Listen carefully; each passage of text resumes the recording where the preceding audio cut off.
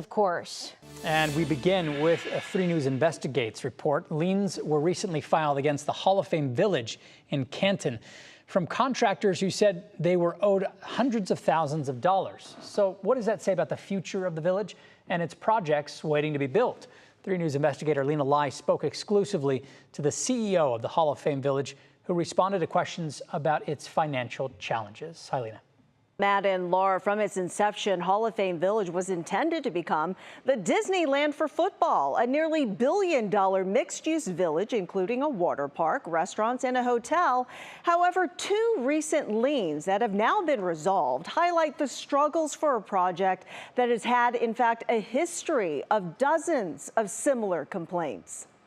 It's been nearly a decade since the plans for the so-called Disneyland for football were announced in 2015. Since then, construction delays compounded by COVID. But today, the Hall of Fame Village is about 80% complete with a gleaming new stadium, amusement park rides, sports complex, and more. The nation's first football-themed game day water park, now about half complete. And a new Hilton Tapestry Hotel has broken ground but still awaits construction. Well, I'm traveling today. Hall of Fame Village CEO Michael Crawford on the road, but agreed to address reports of recent liens filed against the village and its subsidiaries from contractors who say they were owed hundreds of thousands of dollars.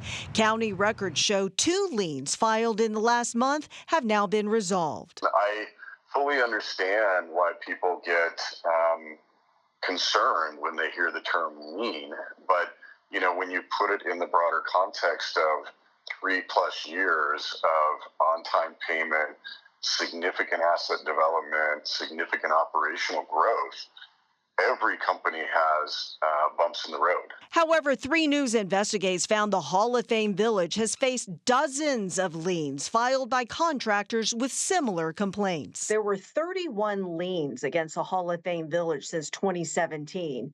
So does that then lead to the perception that the Hall of Fame Village doesn't pay its bills on time?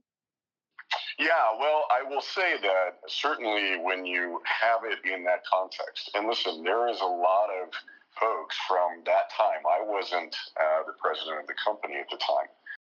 And coming up at 6, more on our interview. The Hall of Fame responds to our questions about its future, why it believes that it is right on track, and when we might see the completion of the water park and hotel, as well as the coming attractions later this year. Matt.